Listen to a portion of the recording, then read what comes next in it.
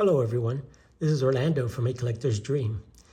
And today I'm going to go ahead and just do a quick recap and show my pickups one more time, because the video that I had from the Strongsville pickups was 40 minutes long and I didn't show it till the end. So I'm going to just do one more quick video, because really I'll use this to look at my cards later. Some of these will go into the safe, so it's a good chance for me to give it a quick look. So I'm going to just show you that. And I was also on, and so this is my big pickup there. I'll leave that there for a minute.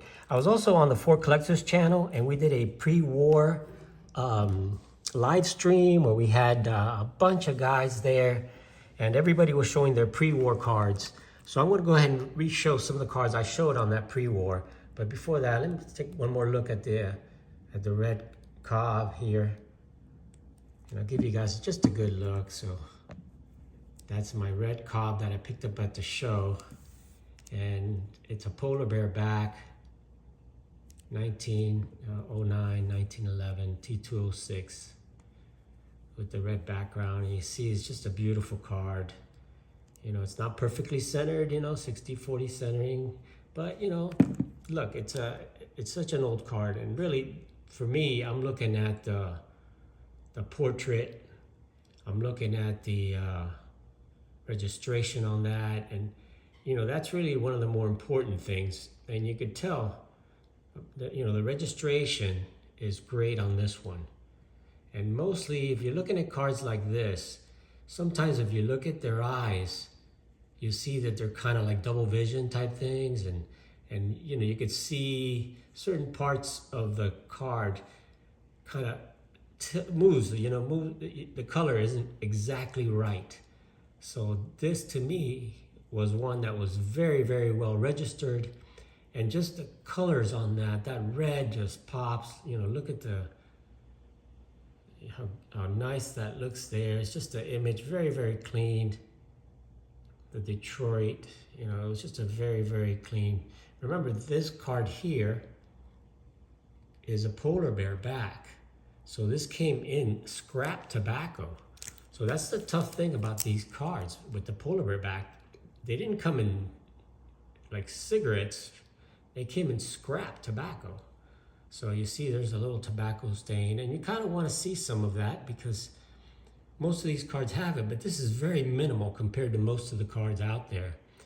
And that blue just really stands right out. It's just a beautiful back and a beautiful front to this polar bear cob. So I want to get one more look at that. Let's give you guys one last look at it. So you take a look at it.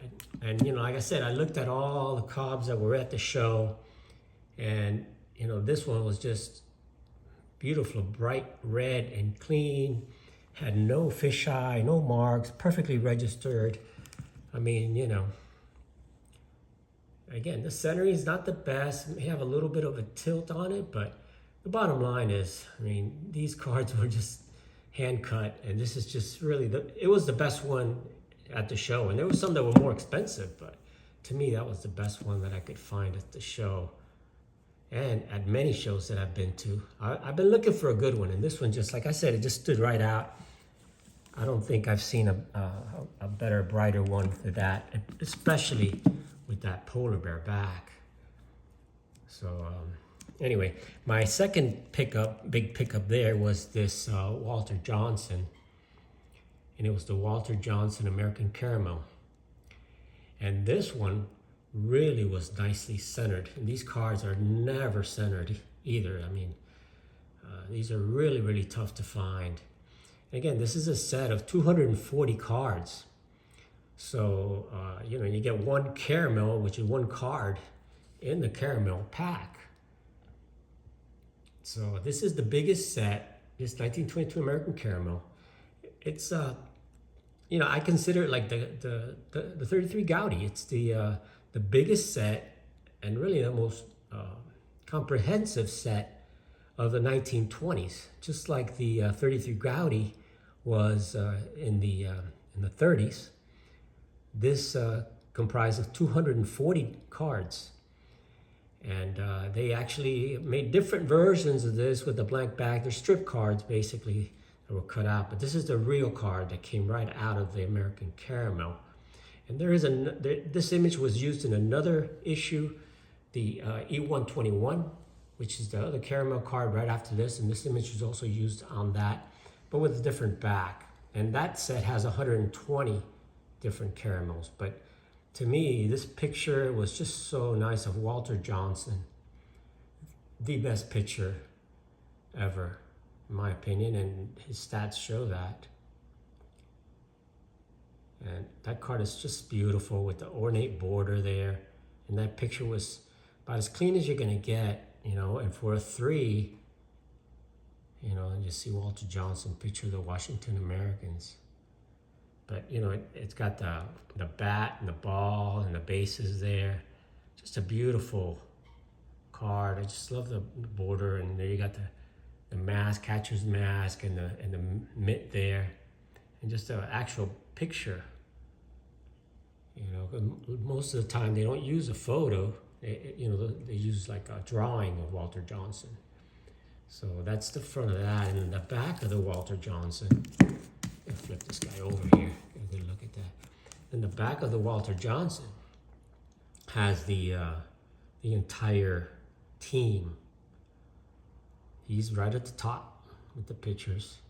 And then you got all the other guys, Roger Peckinpah and Leon Gosselin, Sam Rice, all the other players for the Senators at the time. And it says right here, this is one of a series of 240 pictures, 15 players of each team, each major league player. So that's the back of the Walter Johnson. And that was my second pickup at the show.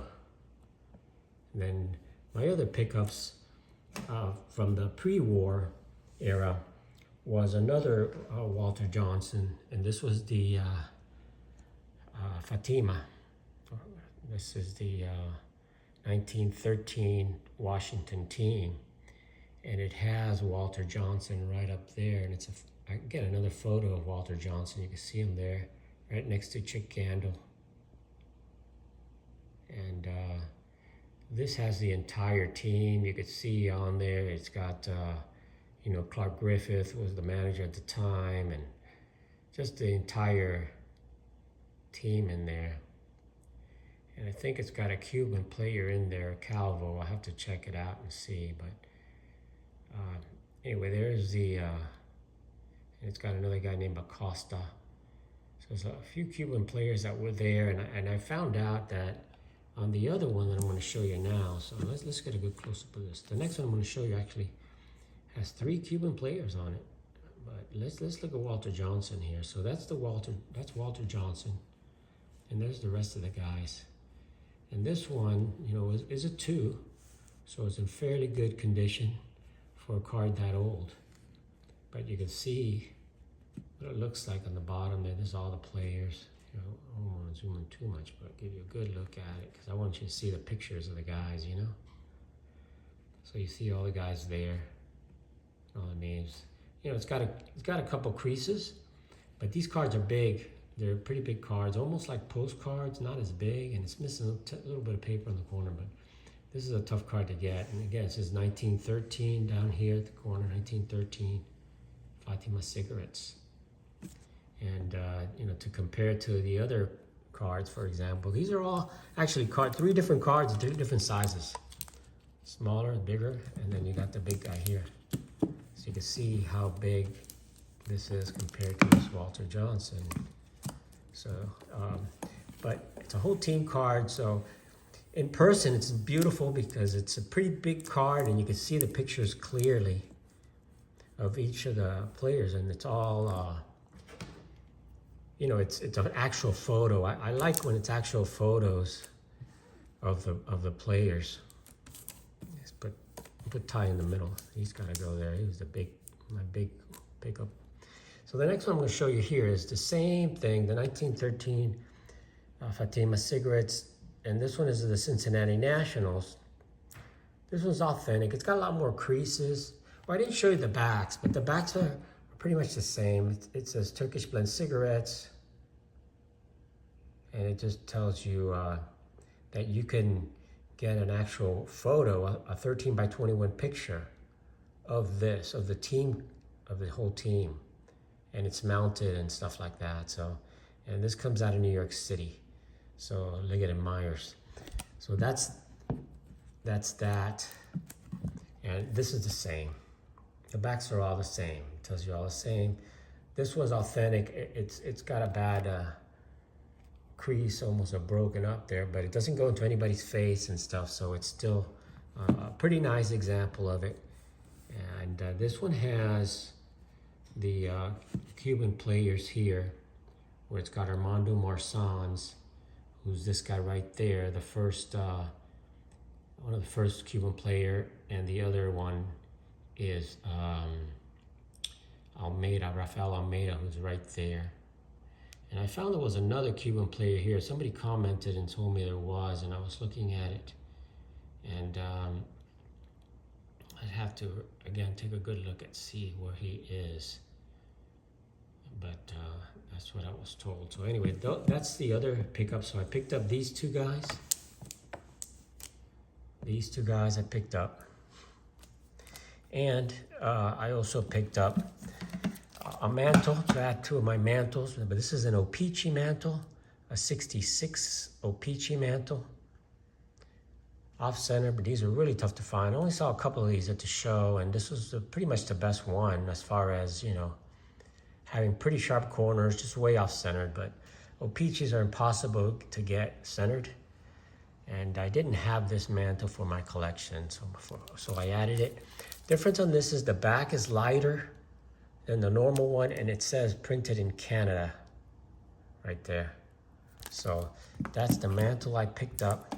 And I also saw this beautiful Roy Campanella, and I thought I'd get that. It was a beautiful 6. I just love the photo, the picture of that, of Campanella there.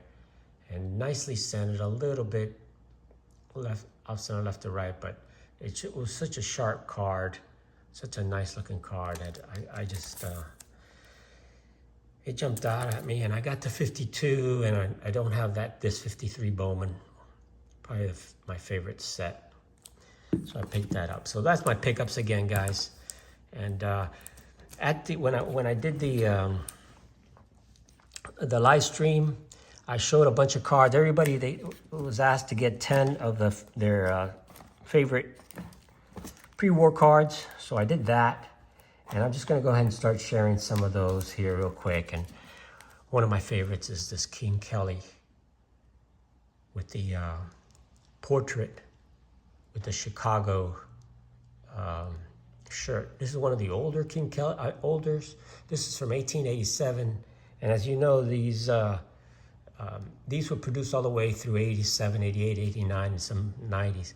But this is one of the older ones because it has the rounded old judge there. And this is when he played for Chicago, and you see the $10,000 Kelly on there. And best thing about this is the portrait is nice and clear. Most pictures in these old judges' cards are really faded out. And this one is one of the really nice, clear one. And it's a portrait version of one of my favorite players, King Kelly. And the back, it wasn't an album. That's why it's a 1. But in these cards, what you want is you want the portrait. You want to see the picture. You want to see their face. You want to see it stand out. So I also showed my other Kelly, and that's this one here. And this is my my Kelly in a 4. And I ended up selling the other King Kelly that I had, which really was the first Goodwin Champion card I had. This one here is always in the safe, but the other one was always on display in my house, and that's one of the ones I looked at every day. So I missed that one, but I have this one, and that's why I ended up selling it. And I got a good price from Ash. So very fair price, very fair dealer, and I'll be looking to sell him some more stuff in the future. And the other, these are some of the other cards I showed. And this is the Cap Anson in a 4. And the Cap Anson is really the most iconic card from in my opinion, and I think in many people's opinion, the Cap Anson is really the most iconic card from the 18th century, or from the 19th centuries, from the 1800s. This is the 1888 Goodwin Champions. And it's just, again, a beautiful card, one of the most iconic cards, probably the most recognizable card, I would say, whatever you want to call it, from the 19th century. 1888 Goodwin Champions. And the backs of these all have like the checklist, and you can see the backs, they all have like the checklist. So some of the other cards that I showed there, another 1800, and this is the 1895. I showed one of the Mayo cards. This is the card that I showed at the live stream, the Buck Ewing Mayo Cup plug. And this one, there's two different versions of it. This is the one with the Cleveland on the shirt. And I showed this one because it was just in beautiful condition, even though it says altered. It's just because somebody, like the 71 tops with the black border, at one point someone tried to put a little marker on this one. That's all I could find with that. I measured up against my other Mayo cards. I have the Anson version in rough condition, but it's altered because it's been colored in. And the backs of these cards are beautiful because these were printed on black cardboard. So the backs are black, totally black, which is pretty cool for cards back in 1895. And the football version of these are the same. They're also black on the back. So the other cards that I showed there were, I'm trying to go in oldest order here, was this, the first baseball cards produced in Cuba. And that's the 1909 Cabanas, the Cuban Cabanas. And this is Armando Marsans, who I showed you, who was in the picture of the Cincinnati team when he played for Cincinnati in 1912. And this is his rookie card when he was in Cuba in 1909.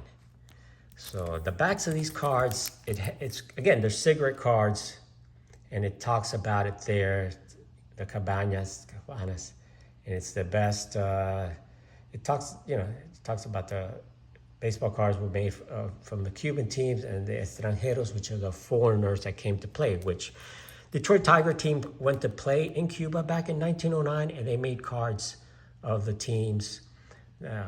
This is the Almendares team. The Havana team is in red, and the Detroit Tiger teams have a black border around them. So there are actual Detroit Tiger players that are on those Cuban cards. The other one I want to show here is the this Babe Ruth card, and this was from 1922. I showed this one on the live stream also, and this was from the American Caramel, and it's the same as the Walter Johnson from the same set. So it's pretty much exactly the same.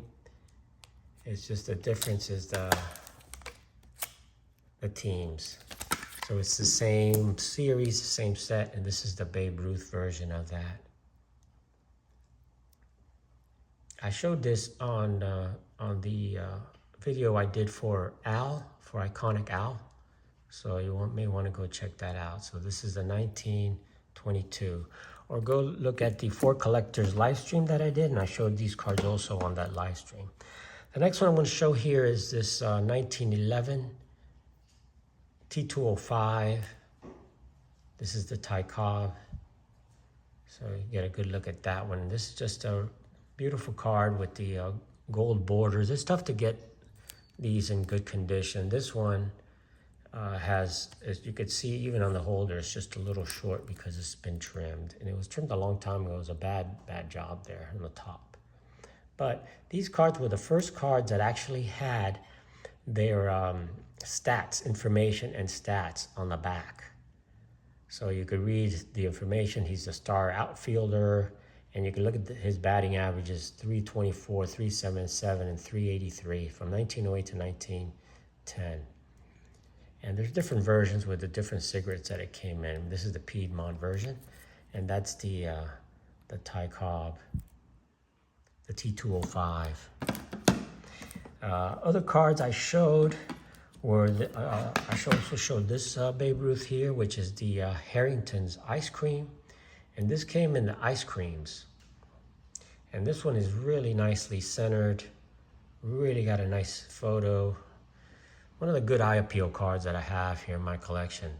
And all these have some ice cream stain on them. And this one has it on the corner, but it's actually on the back. So here it is. It's got like not only like an ice cream mark, but it looks like the person or the kid that held it with the ice cream also put like a fingerprint on there. Probably moved it over here and touched it over here or held it on the other way. And you can almost see the fingerprint of the kid, whoever touched this. But it's very clean. You can see how clean it is. It's one of the better Harrington condition-wise cards that you're gonna find. But it does have the ice cream stain like most of them in the front. It's just beautifully centered, a nice card of the 1928 Harringtons. Not as rare as the Yinglings or the Tharps, but it's still a nice card. And the last two cards that I showed at the live stream was this American Caramel, Grover Cleveland. And again, that's a different version. That is the E121, which is, again, American Caramel. This is the set of 120. And it shows you in the back, series of 120 cards. So that's a Grover Cleveland. And last and not least is I showed this Lou Gehrig in the pre-war. My first big pre-war, my first Gaudi card that I got it raw and got it graded. It's a 1. Real soft corners and stuff like that, but it's a beautiful image and one of my favorite players from my favorite team, the Yankees, and had to share that also on the live stream. So these were the cards that I shared in the live stream, and these were my pickups from the Strongsville show. So I just wanted to share that one last time with all you guys. So thanks for watching, guys. Really appreciate all your support. And I'll leave you there with the Ty Cobb. And even though I picked up this awesome card at the Strongsville show, the best thing about the show was the people. Oh, one last card that I showed was this big postcard of Ty Cobb. There he is as a rookie from 1907. So I also showed that card with the information on the back that said that Detroit is baseball mad. She told this lady, and they're baseball mad because they had just gotten Ty Cobb. And this was sent in 1908 when 1907 they got Ty Cobb, and there he is. So thanks for watching, guys. Had tons of fun, great stuff. So check out the live stream, check out my videos on Strongsville, and please like and subscribe, and I'll catch you on the next one. This is Orlando from my Collector Stream. Thanks for watching.